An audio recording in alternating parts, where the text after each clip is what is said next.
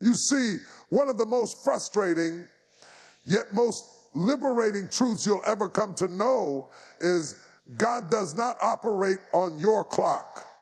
We mark time with hours and days, with calendars and deadlines, but heaven's calendar has no such numbers. It moves by purpose, not pressure. And that's why sometimes when you think your blessing should have arrived last year, God seems to hold it just beyond your reach. It's not because he's forgotten you, nor because he's punishing you. It's because the moment isn't ripe yet. Think about a piece of fruit. You can pluck it early, but it won't be sweet. You can force it to ripen under artificial heat, but the flavor will be shallow. Only when it has rested under the sun for just the right amount of days, drawing nutrients from the tree, will it be perfect to the taste. In the same way, God lets certain things mature in your life and in someone else's life before he places you together. He is not only preparing your future spouse for you, he's preparing you for them. And he knows exactly how much time each of you needs. It's easy to believe that readiness is about wanting something badly enough. But no, readiness is about being shaped, refined, humbled, and strengthened until you can carry the weight of the blessing without it breaking you. You see, God's timing isn't just about the date, it's about the depth. He knows when the ground of your soul is soft enough to receive the seed without resisting it, away from it. He knows when your heart has been emptied of the fear and pride that would choke out the relationship before it could bloom. And here's the part we often missing: the delay is just as much a blessing as the fulfillment. If you could see all the variables, where you need to grow, what you need to heal from, the places your faith needs to deepen, you thank God for the wait, because premature blessings often turn into burdens. But blessings that arrive in God's perfect time, they fit, they flow, they flourish. But the enemy will whisper in your ear during the waiting, if it hasn't happened by now, maybe it never will. He'll tempt you to measure God's faithfulness by your clock, as though the creator of eternity could be late. And if you buy into that lie, you'll rush ahead, grabbing at whatever is available rather than waiting for what is appointed. But remember, every counterfeit comes quickly. The real thing takes time. There is something sacred about trusting God enough to stop tapping your watch and start opening your hands. You give him the freedom to surprise you, to exceed your expectations, to weave together a love story you couldn't have scripted yourself. The miracle of God's timing is that when it comes, it will feel sudden, but you'll realize it's been unfolding for years. Every twist and turn, every closed door, every unexpected pause, it was all part of the choreography. You might feel like nothing is moving right now, but beneath the surface, roots are growing, prayers are stacking, paths are crossing in ways invisible to your eyes. The promise is not idle, it's incubating, and when it breaks through into your reality, you won't have to force it. You'll simply step into it like a door that swings open at your approach. So hold on, not with clenched fists, but with a quiet confidence, because when God says, now, every delay will make sense, every tear will seem small, and every lonely season will be swallowed by joy. The one who holds time in his hands has already marked the moment, and it is closer than you think. And when it comes, you'll realize he was never late. He was right on time, and so were you. You cannot expect to walk into the promise God has for you without being prepared to carry it. Too many people think marriage is simply about finding the right person, as if it were a matter of searching hard enough or being in the right place at the right time. But in truth, and marriage is not a reward, it is a responsibility. And God is far too wise to hand you something precious if your hands are not steady enough to hold it. Preparation is not punishment. It's not God delaying you just to see how patient you can be. It's his way of ensuring that when the blessing arrives, you don't sabotage it through unhealed wounds, unlearned lessons, or unresolved fears. Imagine giving a priceless, fragile vase to someone who hasn't yet learned how to carry it. They might cherish it in their mind, but without the skill and awareness, it will slip through their fingers. So God uses this season to teach you how to hold something sacred without crushing it in your grip. And preparation isn't just about fixing what's broken. It's about strengthening what's already good. Maybe God is teaching you how to communicate without defensiveness, how to listen without forming your rebuttal before the other person finishes speaking. Maybe he's showing you how to handle conflict without retreating into silence or exploding in anger. These are skills you won't magically gain on your wedding day. They must be forged now in the quiet, unseen moments. Often we're so focused on finding our future spouse that we forget to ask if we are becoming the kind of spouse we would want to marry. That is the true heart of preparation. Not scanning the horizon, but tending to the garden of your own soul. Because when the right person arrives, back away from it. They will not complete you, they will complement you. And if you arrive at that moment whole, grounded, and walking in your purpose, you will not cling to them out of need, but choose them out of love. Think about the version of you that prayed for marriage 5 years ago might have been ready for what God has in mind now. You may have been asking for companionship without understanding the depth of commitment, or for romance without being willing to sacrifice comfort. God's preparation ensures you're not just ready for the joy, but for the work and the stretching and the daily choice to love even when feelings fluctuate. And it's not only you he's preparing, it's them too. You might be frustrated thinking, but why is this taking so long?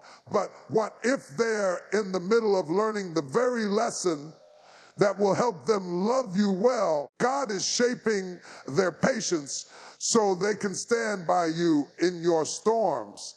He's refining their faith so they can lead with wisdom and compassion. He's healing old wounds so they can embrace you without the shadows of the past looming over your connection. When you look at that way, the preparation season becomes holy ground. Every challenge, every lesson, every breakthrough is a step toward becoming the kind of person who can not only recognize a God-given marriage, but nurture it for a lifetime. And this is why preparation precedes fulfillment, because love alone does not sustain marriage. Maturity, humility, and spiritual alignment do. If you rush past this part, you may step into something beautiful only to discover you don't yet have the tools to keep it alive. But if you embrace it, if you let God do his work in you now, you will arrive at the moment desperate to be rescued, but ready to give, to serve, to build. And when that happens, marriage won't just be an event. It will be the natural continuation of the life you've been living all along. So instead of asking, When will it happen? Begin asking, how can I be ready when it does? Because when the day comes, and it will, you won't just be walking into a promise, you'll be stepping into a life you were prepared to live. Faith is a fragile thing if you don't guard it. And in the waiting season, when you've prayed and believed and nothing seems to be changing, that's when it's most vulnerable. You can start out certain, full of hope, convinced that what God promised will surely come to pass. But time has a way of eroding even the strongest convictions if you're not careful. And little by little, doubts begin to whisper in the back of your mind, what if I heard wrong? What if it's never going to happen? What if I'm not worthy of it all? The truth is, awaiting can be one of the most dangerous places for your heart, because it's here that you are tempted to compromise. The enemy doesn't always attack with obvious destruction. More often, he comes with subtle suggestions. He plants comparisons in your mind. Look at them. They found someone already. And what's wrong with you? Until you begin to question the very plan that once filled you with excitement. Before long, you start lowering your standards, considering options you once knew weren't right for you, just to ease the H of loneliness. But here's the thing, when you do that, you're not just settling for less than God's best. You're stepping outside of his timing. And once you move outside of his timing, you can find yourself trying to hold together something he never designed for you in the first place. Back a woman. That's why guarding your faith during this season is not a passive thing. It's an active discipline. Guarding your faith means choosing your inputs carefully. You can't feed your heart with cynicism and expect to produce hope. It means surrounding yourself with voices that speak life over your future, not voices that scoff at it. It means protecting your prayer time even when you feel like your words are bouncing off the ceiling. It means rehearsing promises to yourself until they sound louder than the doubts in your head. Away from it. You have to remind yourself that faith is not pretending you don't see the challenges. It's choosing to believe that God is still bigger than them. Faith is not built on visible evidence. It's anchored in the character of the one who spoke the promise. And if he has never failed you before, why would he start now? This is also why you can't measure your faithfulness by how you feel. Some days you'll feel strong and expectant, and others you'll feel wary. That's normal. Guarding your faith doesn't mean you never have moments of weakness. It means that in those moments, you refuse to let go of the rope. You choose to keep showing up, keep believing, keep holding the line, even when the wind is against you. And don't underestimate the power of gratitude in this process. Gratitude has a way of sharpening your vision, of reminding you that God is already moving in your life, even if not yet in the way you want. When you focus on what he has done, it's harder to doubt what he will do. Gratitude keeps your heart soft, keeps hope alive, and protects you from the bitterness that can grow in prolonged waiting. Understand this. Guarding your faith is not just about surviving the wait. It's about arriving at the promise with a heart that's still open, still trusting, still capable of giving and receiving love without suspicion. Because if you let doubt, comparison, and disappointment erode your faith now, even the right person might not be able to break through the walls you've built by the time they arrive. So keep your faith close. Hold it like a candle in the wind, shielding it from every gust of fear and every flicker of despair. And when the time comes, and it will, you will look back and see that your faith was not just something you kept, it was something that kept you. When you are close to a breakthrough, the path often becomes crowded, not just with opportunities from God, but with distractions that mimic his blessing. It's like standing in a room full of doors. Some are painted gold, some are cracked and worn, but all of them are slightly ajar, inviting you to step through. And here's the tricky part. Counterfeits rarely show up looking like counterfeits. They don't come waving a flag saying, I'm here to waste your time. They come dressed in charm, potential, and just enough truth to make you think they might be the one.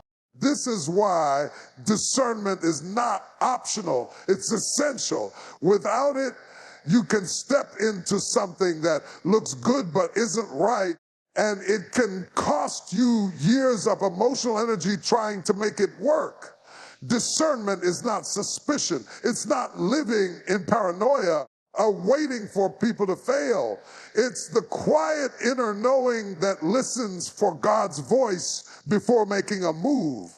It's the patience to test the fruit before biting into it, to observe if someone's words and actions truly align over time. You see, the closer you get to what God has promise, the enemy will try to offer you shortcuts. He knows he can't destroy God's plan for you, but he can distract you into accepting something lesser. A counterfeit relationship will often demand that you compromise your convictions, ignore red flags, or rush into intimacy before trust and commitment have had time to form. It will excite your emotions, but drain your peace. And this is where discernment becomes your guardrail. Discernment asks the uncomfortable questions.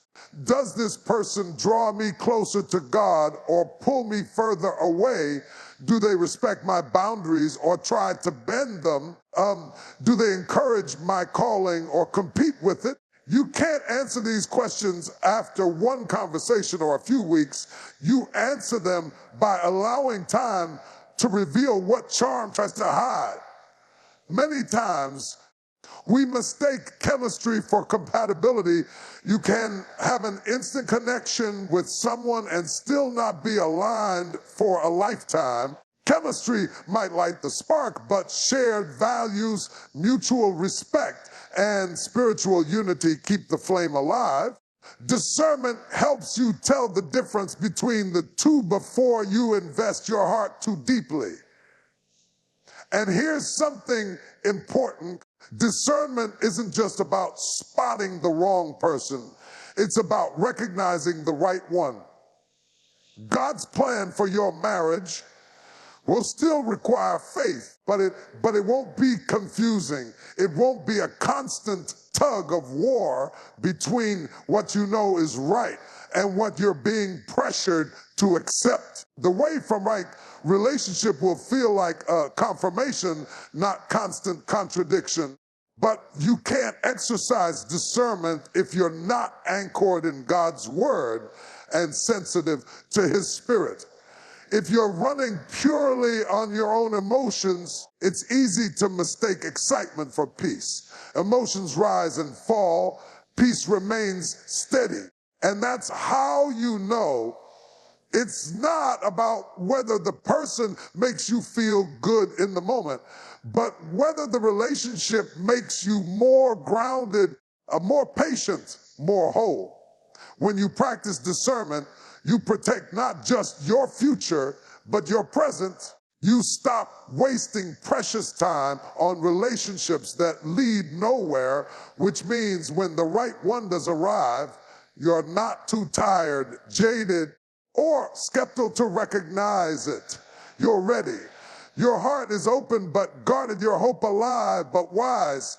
So don't be afraid to weigh to walk away from what isn't right. Even if it's almost right is still wrong when it comes to God's plan. The trust that the door he intends for you to walk through will not require you to twist yourself into someone you're not in order to fit. Because when the right one comes, you won't have to force the lock. It will open naturally, and you'll know without a shadow of doubt that this is the one worth stepping into. Right now, even as you sit here wondering how it will happen, God is already at work weaving the threads of your story together. You may not see it, you may not feel it, but behind the curtain of your awareness, details are being aligned in ways you could never engineer on your own. The beauty of God's orchestration is that it often looks like nothing is happening until suddenly everything is. Think about how many moving parts there are in a true divine appointment. It's not just about you being ready. It's about them being ready too. It's about timing, location, opportunities, and even the selves in your heart and theirs that will allow you to recognize each other when you finally meet. God doesn't throw people together randomly. He synchronizes your journeys so that when your paths cross, you're not just encountering a person, you're encountering a purpose. Consider the idea that your future spouse is somewhere out. They're living their own story right now. Maybe they're working through past hurts, learning to trust again, or pursuing a dream they've carried since childhood. Maybe they're being drawn closer to God in ways that will one day become the foundation of your shared life. You don't have to know all the details because God does. And he's shaping both of you so that when you step into each other's lives, that you won't just meet, you'll connect, understand, and fit. Sometimes the steps God aligns don't look spiritual at all. They might look like a random job change, a conversation with a stranger, a decision to go to an event you almost skipped. But these so-called coincidences are often the setup for something far greater. You only see the surface, but God sees the map with all its intersections and turning points.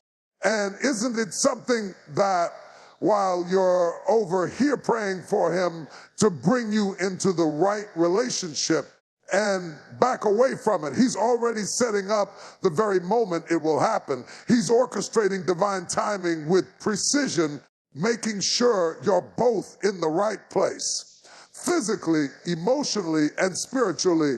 That's why the waiting season is never wasted. Every step you take right now is part of a larger choreography moving you closer to that destined encounter. But here's the challenge. When you don't see visible progress, it's easy to think God has forgotten. That's when impatience tempts you to step in and control the process, to manufacture opportunities instead of trusting the alignment he's arranging. The danger with that is you can end up stepping out of rhythm, trying to force something that was never meant to be yours. But when you stay in step with him, you begin to sense when the pieces are falling into place without you having to push. Alignment doesn't always feel exciting in the moment. It often feels ordinary. You might be doing everyday things, going to work, running errands, meeting friends, and not realize that each one is a thread in the fabric of your story. Then one day, you'll look back and see that what seemed random was actually deliberate. The delay you resented was the very thing that positioned you for the right person at the right time. So while you wait, live fully. Keep walking in your purpose. Keep building the life you love and keep your heart open. Because when God is aligning your steps with theirs, he's not just preparing a meeting, he's preparing a marriage that will carry weight, depth, and longevity. And when that moment comes, it will feel both sudden and inevitable, as if it could never happen any other way. You may not see the lines being drawn now, but one day you'll stand in the middle of a moment so perfectly timed, you'll know beyond all doubt it was always meant to be. And back away, for readiness is not something you scramble for when the door finally opens. It's something you carry with you every single day. Too many people treat a marriage like an exam they'll cram for the night before. But the truth is, the preparation happens in the quiet, consistent choices you make long before the opportunity arrives.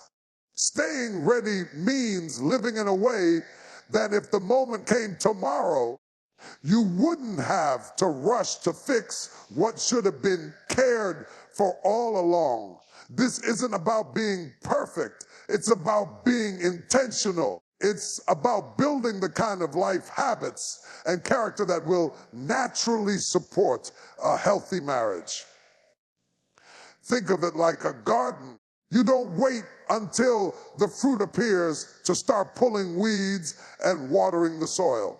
You tend it daily, even when nothing seems to be growing, because you know the health of what will bloom depends on the care you give now. Staying ready in spirit means keeping your relationship with God alive and active, not letting it grow cold while you wait for someone to arrive. If your faith is only vibrant when you're desperate for a breakthrough, it will falter under the weight of real life together. Marriage will require grace, forgiveness, patience, and wisdom, and those are cultivated in your walk with God before you ever say, I do. Staying ready in your heart means being open but healed. It's refusing to carry old bitterness into something new. It's confronting insecurities now, so you don't expect your spouse to fix what only God can restore. It's learning to be content with yourself. So you come into marriage as a whole person, not half a soul searching for completion. And staying ready in your actions mean living out the qualities you hope to bring into your future marriage. If you want to be a faithful partner, practice faithfulness now in your friendships, in your commitments, in your word. If you want to build a home of peace, learn to be a peacemaker now, not just when it's convenient. If you hope for a love that is generous and kind, start living with generosity and kindness in every area of your life. What this really comes down to is alignment. You cannot expect to attract what you are unwilling to become. If you want to meet someone who is pursuing their purpose, you should be walking in yours. If you hope for someone disciplined in their character, you should be tending to yours. Readiness is magnetic. It draws the right people and repels the wrong ones. Stay from it. And perhaps the most beautiful thing about staying ready is that it makes the waiting season purposeful. You're not sitting around idly hoping for change. You're growing, building, and becoming. You're living a life worth sharing. So when that person does appear, you're not scrambling to create the version of yourself you think they'll want. You're already living it, some might say. But what if I do all this and it still takes years? And to that, I'd say this, back away from it, then you will have spent those years becoming the very best version of yourself. You will have lived fully, not just waited. You will have cultivated a life that's rich in meaning regardless of marital status. And when the day does come and back away from it. Your readiness will make the transition seamless. You won't have to shift gears. You'll simply keep moving forward, now with someone by your side. So don't treat readiness as a chore. See it as a privilege. Because every day you live prepared, you're not only honoring the promise, you're honoring the one who made it. And when the moment arrives, back away from it. You'll find that you don't have to rise to the occasion. You'll already be there.